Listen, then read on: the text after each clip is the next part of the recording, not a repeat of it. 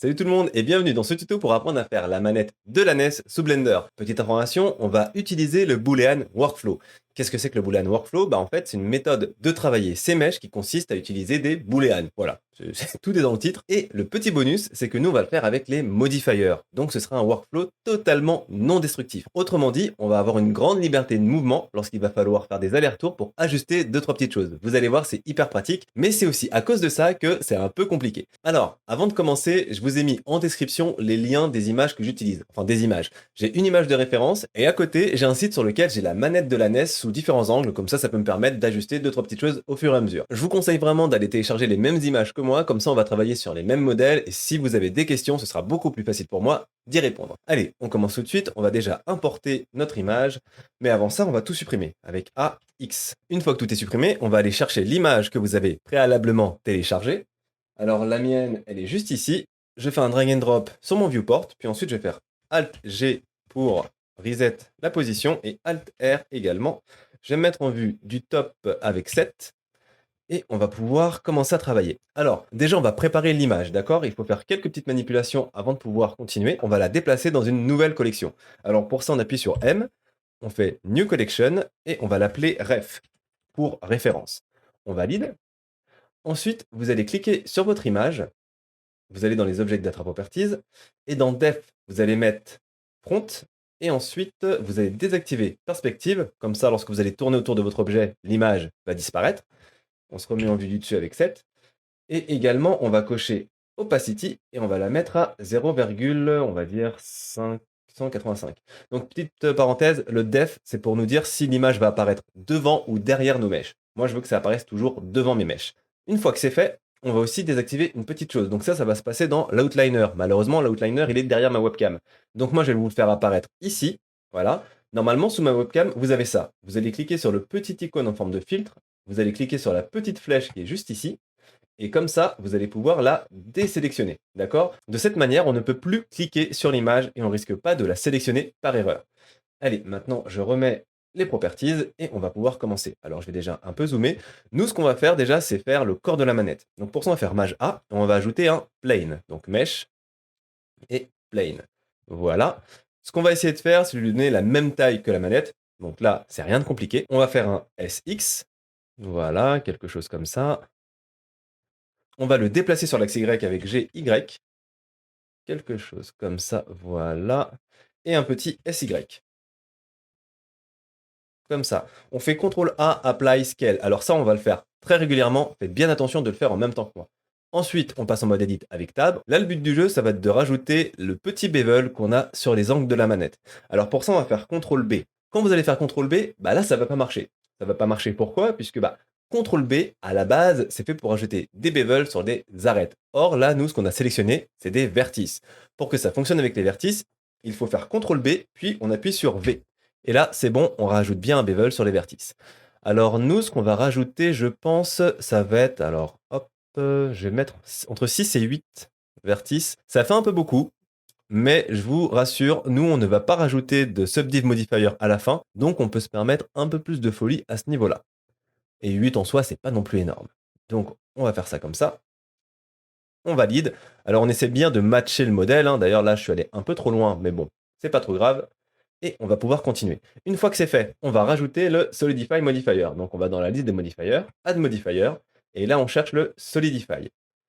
On appuie dessus, on coche Event Thickness, et là pour l'épaisseur, alors moi j'ai trouvé une petite astuce, on va aller récupérer la taille de notre plan qui est juste ici, on appuie sur N, on va dans Item qui est juste là, voilà, on va faire CTRL-C en mettant le curseur au-dessus de X, CTRL-C, puis on va faire CTRL-V au niveau de la thickness. Et là, vous allez me dire, ouais, mais en fait, Charlet, t'as bu, parce que là, c'est beaucoup trop gros, et vous avez totalement raison. Donc nous, ce qu'on va faire, c'est juste un multiplier. Donc multiplier, c'est la petite étoile, par 0.14. C'est le ratio que j'ai pu trouver sur les différents sites de Blueprint. On valide, et là, c'est bon, on a l'épaisseur de notre manette. Vous voyez, c'est quand même assez rapide. Ensuite, on va juste faire un clic droit, Shade, Auto Smooth. Et on va tout de suite passer l'Auto Smooth à 60 degrés, comme ça, on ne sera pas embêté plus tard. On valide. Maintenant qu'on a fait le corps de la manette, on va rajouter les boutons. On va commencer par la croix directionnelle, ça va être la plus compliqué entre guillemets, parce que c'est pas non plus un truc de fou. Alors on va faire Maj et clic droit, ce qui va nous permettre de positionner le 3D curseur sur la surface de notre bloc et surtout au centre de la croix, plus ou moins. On va faire Maj A, Mesh, Plane. Là, on va le redimensionner. Alors moi, ce que je vais essayer de faire, c'est de matcher à peu près, voilà, les reflets qu'on peut voir sur l'image de référence, d'accord? Là, il faut savoir que comme c'est la photo d'une vraie manette, les boutons ont un peu de jeu. C'est pour ça qu'ils vont pas être mis à équidistance des bords. Oui, j'ai dit un mot compliqué, je sais. Alors maintenant qu'on a validé ça, on va faire CTRL A et on apply la scale. Ensuite, on passe en mode Edit. Edit, sélection de Edge. On va faire CTRL R ici, puis CTRL R à ce niveau-là. Ensuite, on fait clic droit bien sûr pour le laisser au milieu. Je ne l'ai pas précisé pour la première. Ensuite, on va faire Maj Alt Clic pour sélectionner cet edge loop. Et on va faire CTRL B pour ajouter un bevel. Alors là, il a gardé en mémoire le nombre de segments qu'on avait rajouté tout à l'heure. On va diminuer pour n'en avoir que 2. Et là, on va essayer de matcher pareil l'épaisseur des flèches. Donc là, je pense qu'on est à peu près correct. Voilà, on peut valider. Ensuite, on passe en mode sélection de face. Alors moi, j'ai des raccourcis sur ma souris, hein. C'est pour ça que je ne clique pas à chaque fois là-haut. Mais vous cliquez là-haut, ou alors si vous avez un clavier numérique, je crois que vous pouvez le faire avec 1, 2, 3. Mais ça, je suis pas sûr parce que moi-même, j'en ai pas. Donc, on va cliquer sur cette face-là, celle-là, celle-là et celle-là. X, Delete, Faces. Ensuite, on va tout sélectionner ici, et on va appuyer sur F, et ça va créer une seule face plutôt que les 4 qu'on avait. Ensuite, on repasse en mode sélection de vertice, et on va ajouter des bevels. On va commencer par ces 4 points-là, juste là. Je zoome un peu et je vais faire CTRL B et V. Voilà, c'était pour savoir si vous aviez suivi. On appuie sur V et là, on va scroller la souris et on va en rajouter. Alors là, je pense que 4, ça devrait suffire. Voilà, quelque chose comme ça. On valide. Ensuite, on va prendre cette vertex, pardon, celle-là et celle-là, et vous allez faire CTRL Maj M. Ça va permettre de faire la même sélection, mais de l'autre côté du mesh. Par contre, quand on fait ça, on perd la sélection initiale, ce qui est un peu dommage. Donc, on va aller sur la petite case qui est en bas à gauche, et on clique sur Extend. Ça nous permet de conserver ce qu'on avait déjà sélectionné. Maintenant, on va faire CTRL B, V, et on va essayer de matcher un peu l'angle de notre croix. Donc là, moi, ce que j'aime bien faire à ce niveau-là, c'est augmenter légèrement, voilà, le nombre de vertices pour avoir quelque chose d'un peu plus smooth. Alors, on va faire quelque chose comme ça. Donc moi là, actuellement, j'en ai 6, hein. Voilà. On peut valider avec un clic et après, on regarde un peu ce que ça donne. Donc là, je suis satisfait de ma croix. On va faire Add Modifier. On cherche le Solidify et cette fois-ci, on coche Event Thickness, bien sûr, mais le Offset, on va le mettre à 1 et la Thickness, on va l'augmenter. Voilà, on va mettre quelque chose comme ça. Donc là, c'est vraiment histoire d'avoir quelque chose. Ne vous en faites pas, bien sûr, après, on va l'ajuster. Voilà. Maintenant qu'on a fini la croix directionnelle, vous avez vu, c'était assez rapide et c'était la forme la plus compliquée à modéliser. On va sortir du mode Edit et on va faire les boutons Start and Pause. Donc, on va faire Maj, clic droit à ce niveau-là, Maj A, Mesh, Plane, et on ajoute à Plane. Donc là, j'imagine que les débutants qui passent par là pourraient se dire, mais attends, le mec, il nous a dit que ça allait être compliqué, et au final, il fait des trucs hyper simples. Attendez. Donc, on le place bien. Là, ce que je vous conseille de faire, c'est de le positionner par rapport au trou du bouton Start et pas par rapport au bouton Start lui-même. Pourquoi? Parce que le bouton Start actuellement, il est un peu dévié. Encore une fois, comme c'est une photo d'une vraie manette et que normalement elle est assez âgée, et le bouton a un peu de jeu. Donc, je vais le positionner à peu près à ce niveau-là. Je vais légèrement le resserrer avec SX, pardon, comme ça. Voilà, je fais CTRL A, Apply Scale. Très important, n'oubliez pas de faire Apply Scale. On passe en mode Edit, sélection de vertex, et là on va faire CTRL B, V, CTRL B et V. Là, on va pousser ça aux extrêmes. C'est pas grave si vous dépassez. Vous pouvez même faire un truc tout moche, tout boudin comme ça. On valide. Et une fois que vous avez validé, ne cliquez nulle part ailleurs et allez sur la petite fenêtre qui vient de s'ouvrir. Vous allez cocher Clamp Overlap. Ça va vous permettre d'éviter justement, hop, ce chevauchement. C'est pour ça que je vous ai dit que vous pouviez faire un peu les petits fous. C'est pas grave, ça se corrige. Maintenant, vous pouvez essayer de jouer avec la width. Quoi qu'il en soit, maintenant c'est clampé, ça ira pas plus loin. Les autres valeurs sont bonnes, mais attention, je tiens à attirer votre attention sur un petit point. Là, vous pourriez croire que la forme est correcte, que les vertices sont correctement alignés. Oui, mais non. Comme on a coché le clamp overlap, on a, sans le savoir, autorisé le chevauchement de 2 vertices. Regardez, si je clique ici, je n'ai pas une vertice, mais j'en ai 2. Donc là, j'ai bien 2 vertices. Regardez, je peux même la mettre sur le côté, juste là. Et ça, si vous ne corrigez pas ce petit truc, ça va vous poser beaucoup de problèmes par la suite. Donc, une fois que vous avez fait ça, on va tout sélectionner avec A. On va faire M et Merge by Distance. Ça va merge les 2 vertices qui sont superposés. Donc, on en avait une ici et une de l'autre côté. Donc, normalement, maintenant, c'est réglé. Voilà. Une fois que c'est fait, on va rajouter un array modifier. Alors pourquoi un array modifier? Parce qu'on a un deuxième bouton juste à côté, et plutôt que de le remodeler, on va juste le dupliquer. Donc add modifier, array, et là, petite subtilité, on va décocher le relative offset, d'accord? Et on va cocher le constant offset. Pourquoi est-ce qu'on fait ça? Pour les manipulations qu'on va faire plus tard, le constant offset est plus pratique. Retenez juste ça. On aurait pu le faire avec le relative, hein, mais on aurait eu plus de réglages à faire et ça aurait été plus ennuyant. Alors, on va jouer avec la valeur distance x, sauf que là, je ne la vois pas, donc on va juste cliquer sur ce petit icône, et là, ça apparaît. On va le positionner correctement. Voilà, comme ça. Alors là, déjà, vous pouvez voir, le bouton qu'on peut voir ici, il n'a pas exactement la même position que le bouton ici. C'est pour ça qu'on s'est basé sur les trous qui, eux, sont solides et qui n'ont pas bougé avec le temps. Une fois qu'on est satisfait de la position, hop, des boutons, on va tout sélectionner avec A, toujours avec le mode Edit, hein, attention, surtout pas en mode objet. Et là, on va faire S pour les redimensionner. Donc, on va faire quelque chose comme ça. Là, c'est pas grave si on n'est pas très très juste. Voilà, quelque chose d'à peu près là. Ouais, je pense que là, on peut valider. Ensuite, on va rajouter le Solidify Modifier, donc Add Modifier Solidify.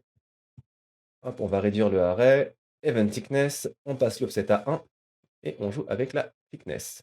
Voilà, on a quelque chose comme ça. On se remet en vue de dessus avec 7, on quitte le mode Edit avec Tab et on va créer les deux derniers boutons. Ça va, ça va. C'était pas trop compliqué. Alors, on va faire Maj, clic droit sur ce premier bouton, Maj A, et cette fois-ci, on va ajouter un Circle. Et là, je risque de faire quelque chose qui va en surprendre certains. Je vais drastiquement augmenter mon nombre de vertices. Je vais le mettre à 64. Oui, je sais, c'est beaucoup. Vous pouvez le laisser à 32, hein, concrètement. Moi, j'aime bien le mettre à 64 parce que je sais que ça va être très facile par la suite de diviser par 2 le nombre s'il s'avère que c'est trop. Donc, je le laisse à 64, puis je fais S pour le redimensionner. Et je le redimensionne à quoi? À la taille du trou, encore une fois, pas du bouton. Voilà, quelque chose comme ça. On essaie de le placer correctement par rapport au trou. Donc quelque chose comme ça. On réappuie sur S. Voilà, on le recentre. Voilà. Ensuite, on fait CTRL A, Apply Scale, puisqu'on a redimensionné notre objet depuis le mode objet et pas le mode Edit. Ensuite, on va passer en mode Edit avec Tab, sélection de vertex, on sélectionne tout, on fait F pour créer une face, d'accord? Et on va tout de suite faire Add Modifier, Array, et on va faire pareil, on décoche Relative, on recoche Constant, et on va jouer avec la valeur Distance X. On ne le voit pas apparaître, oui toujours j'oublie, on clique là-dessus, et on va jouer avec cette valeur. On l'aligne correctement avec le trou d'à côté, voilà. Une fois que c'est fait, on va pouvoir réduire la taille du cercle. Alors on va faire S, en mode Edit, j'insiste, et on réduit un peu sa taille. Voilà, on va se contenter de quelque chose comme ça. Une fois que c'est fait, on peut rajouter l'autre modifier, à savoir le Solidify. Donc on l'ajoute, on réduit le array, on coche Event Thickness, l'offset on passe à 1, et la thickness on l'augmente. Voilà. Donc encore une fois, hein, c'est un workflow non destructif, donc avec les modifiers, donc très permissif. On va pouvoir ajuster au fur et à mesure nos différentes valeurs. On peut quitter le mode edit avec Tab et contempler notre manette. Là, c'est vrai, ça ressemble pas encore à grand chose. Enfin, si, ça peut ressembler vaguement à une manette de NES, mais on n'a pas encore fini. Là, ce qu'on va faire, déjà, c'est un clic droit sur chacun de nos éléments et faire un shade auto smooth et le passer à 60 degrés. Donc celui-là, je clique sur celui-ci, clic droit, shade auto smooth. Là, c'est bon. Maintenant, ce que je vous conseille de faire, et c'est super important, CTRL S, voilà. Oui, oui, je vais être très très relou avec les contrôles S, mais je vous assure, Blender, ça peut être votre meilleur ami comme votre pire ennemi. On va s'attaquer aux opérations booléennes, et c'est là que ça devient intéressant. Là, concrètement, on a juste posé des boutons sur un bloc, d'accord? On pourrait se contenter de ça, mais là, on resterait sur un niveau assez débutant. Nous, ce qu'on veut, c'est ajouter des trous dans lesquels les boutons vont se loger. Vous voyez, comme si ça avait vraiment été usiné et fait pour. Alors, pour ça, on va cliquer sur notre croix, on va faire Shift D, on le duplique, d'accord? On fait un clic droit pour la laisser sur place, et on va faire GZ de manière à la mettre un peu dans le bloc, comme ça. Ensuite, on va tout de suite faire un mâche-clic sur notre manette. Et attention, la commande qu'on va faire nécessite l'installation d'un add-on qui s'appelle BoolTool, qui est gratuit, que vous pouvez installer depuis les préférences, mais installez-le, d'accord? Vous ne pourrez pas faire la suite de ce tuto si vous n'installez pas cet add-on. Donc une fois que vous avez fait le mâche-clic sur le bloc, vous faites CTRL-, et là, vous avez fait une opération booléenne. Comme nos deux formes sont très proches, vous risquez de ne pas voir tout de suite la différence. Donc vous allez vous mettre en vue de top avec 7, puis vous passez en mode Edit avec Tab, et vous sélectionnez tout avec A. Maintenant, vous allez faire un petit S pour Scale et vous tirez la souris vers l'extérieur. Donc pas la peine de faire un trou beaucoup trop gros. Je pense que là, ça suffit. Et d'ailleurs, regardez maintenant, vous devriez voir, voilà le trou qui a été creusé. OK? On se remet en vue de top avec 7 et on va un peu redimensionner les extrémités parce que pour le moment, le haut, le bas et les côtés, ils sont un peu plus éloignés que ce qu'on peut avoir sur les tranches là. Donc on va sélectionner le haut, puis mage-clic, pareil sur le bas, et on va faire SY. Là, vous allez faire ça à l'œil. C'est la partie la plus hasardeuse, on va dire, du tuto. Voilà, mais bon, c'est assez facile quand même à faire. Ensuite, on fait pareil avec le côté gauche, mage-clic côté droit, SX, et on redimensionne. Voilà, quelque chose comme ça. Une fois qu'on est satisfait, on regarde un peu ce que ça donne. Voilà, on va quitter le mode Edit avec Tab, et ma croix, je vais la prendre, je vais faire G, Z, et la descendre un peu. Je pourrais aussi bien le faire après, mais on va le faire maintenant. Voilà. Maintenant, je vois qu'elle est un peu trop petite. Et comme c'est un workflow non destructif, on va pouvoir ajuster sa taille avec le Solidify qui est juste là. Voilà. Vous commencez un peu à comprendre la puissance du truc. On n'a pas besoin d'aller en mode edit, de switcher en fait entre les différents modes. On peut directement le faire depuis le tableau des modifiers et c'est super pratique. Maintenant, on va faire exactement la même chose pour les autres boutons. Et comme c'est des arrêts qu'on a mis en place, eh ben, on n'a pas besoin de le faire pour chaque bouton ici. D'accord? On va faire encore une fois Shift D, on duplique bien nos deux boutons Start et Select. On fait un clic droit pour les laisser en place. Puis on va faire un G, Z pour les faire rentrer dans le bloc. Très important, pour que l'opération booléenne se fasse, il faut bien qu'il y ait contact entre les deux objets. Ensuite, on fait un mâche-clic sur la manette, CTRL-, on se met en vue du top avec 7, Edit avec Tab, on va tout sélectionner avec A, et puis on va faire S pour créer le trou. Alors on va se mettre à ce niveau-là. J'ai pas envie de faire un truc beaucoup trop gros. Quelque chose comme ça. Voilà. Et ensuite on va faire SX. Je trouve que le trou qu'il propose est un peu fatos. Voilà. Bon, après on pourra toujours ajuster, hein. D'accord? On regarde un peu ce que ça donne. On est content. Bon, je vais les replacer juste après. Et on va faire pareil avec les deux boutons. Shift D. On les laisse sur place avec le clic droit. G, Z. On les fait rentrer légèrement dans la manette. Voilà. Ensuite, on va faire mâche-clic sur la manette, CTRL-. On va cliquer sur, hop, le wireframe. Ah oui, je ne l'ai pas précisé, bon, maintenant ça fait un petit moment que vous le faites, mais quand vous faites CTRL-, grâce à l'add-on Bool Tool, il va automatiquement changer le display de votre objet en mode wireframe. De cette manière, vous n'êtes pas dérangé lors de votre modélisation. Ok? C'est normal, c'est pas un bug, vos objets sont toujours là. Oui, j'aurais dû le dire plus tôt, mais bon, j'étais occupé. Désolé. On passe en vue du dessus avec 7. Tab, Vertex, on sélectionne tout avec A, et on va essayer de refaire le petit trou. Donc on va faire quelque chose comme ça. Voilà. On sort du mode Edit avec Tab, et on regarde un peu ce que ça donne. Voilà, là on est content. Et on va repositionner les boutons à l'intérieur de notre manette. Donc voilà, quelque chose comme ça. On va rejouer avec la thickness. Donc vous voyez, ça va être hyper facile. Une fois qu'on a compris comment fonctionne ce workflow, bah, on peut vraiment en tirer parti et utiliser toute sa puissance. Pareil, on joue avec la thickness.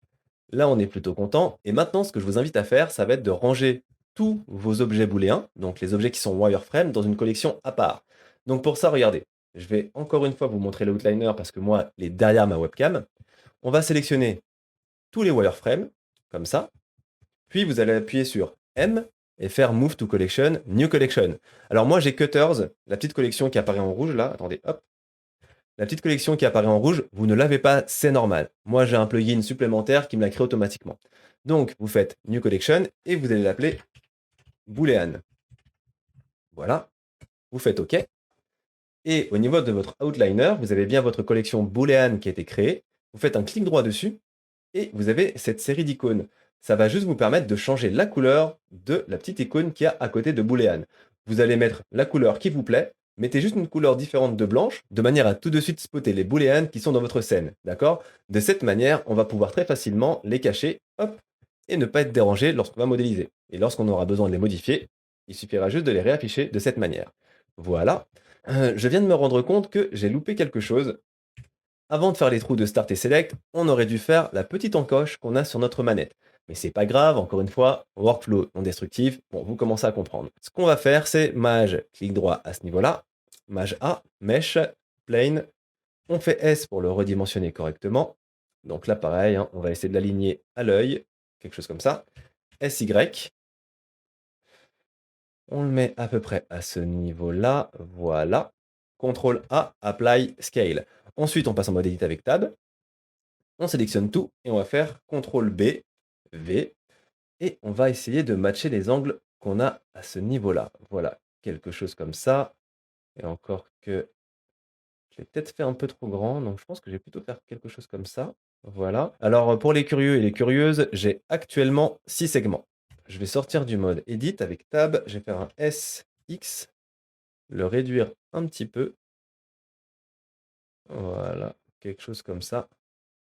CTRL A, Apply, Scale et revenir en mode Edit. Voilà.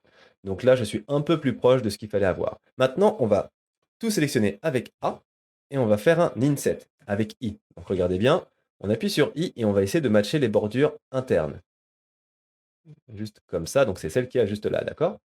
On va se mettre en vue de face avec 1, on va activer le mode rayon X avec Alt Z et on va faire un extrude avec E. Puis on va tirer vers le bas. Pas la peine d'aller très loin, quelque chose comme ça devrait être largement suffisant. Voilà, c'est assez subtil. Ensuite, on se remet en vue de top avec 7 et on va faire un scale avec S. Et là, le but, ça va être de s'aligner avec le rectangle qui est juste en dessous. Donc là, voilà, j'ai atteint la bonne largeur. Et maintenant, je vais faire SY de manière à avoir la bonne hauteur. Vous voyez, c'est bien en deux temps, hein, faites attention. Je clique pour valider. Et maintenant, j'ai mon booléen qui commence à prendre forme. Alors, je vais me remettre en vue de top avec 7. On vérifie encore que tout est bien aligné. Alors là, c'est bon, ça me convient. Et on va pouvoir faire l'opération booléenne. Donc là, vous commencez à avoir l'habitude. On va faire maj-clic sur le bloc et CTRL-. Alors là, vous devriez avoir quelque chose qui ne fonctionne pas comme prévu. Bah, c'est normal. Concrètement, là, notre objet booléen est parfaitement aligné avec la surface de notre manette. Pour faire apparaître le booléen, il suffit juste de le sélectionner, comme ceci, et de faire GZ. On va appuyer sur Maj et légèrement le déplacer vers le haut. Vous voyez, c'est vraiment pas grand chose, on valide, et là c'est bon, on a bien notre booléen qui apparaît. Donc après, on va devoir rajouter des bevels, etc.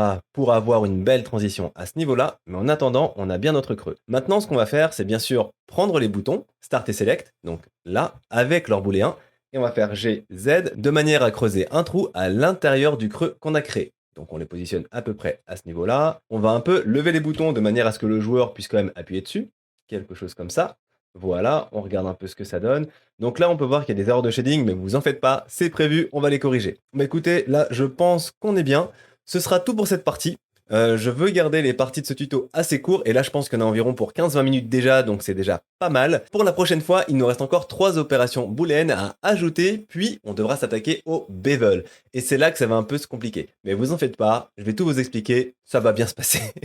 Et pour finir, on n'aura plus que le texturing, et vous allez voir, là je vais vous apprendre quelque chose d'assez, on va dire, peu orthodoxe. Voilà, on va un peu détourner l'utilisation de Blender de manière à obtenir ce qu'on veut, et c'est quelque chose d'assez original que je voulais vous montrer. D'ici là, je vous invite à vraiment vous entraîner et à pratiquer. N'hésitez surtout pas à poser vos questions, ça c'est hyper important, et ne laissez aucune question sans réponse. Alors explosez l'espace commentaire, c'est fait pour, en plus ça me fait plaisir, ou alors allez sur Discord et posez vos questions de manière à ce qu'on vous aide à avancer. Entraînez-vous à refaire ça encore et encore jusqu'à ce que vous compreniez parfaitement le workflow des booléens, et d'ici là, portez-vous bien, et je vous dis à la prochaine. Salut!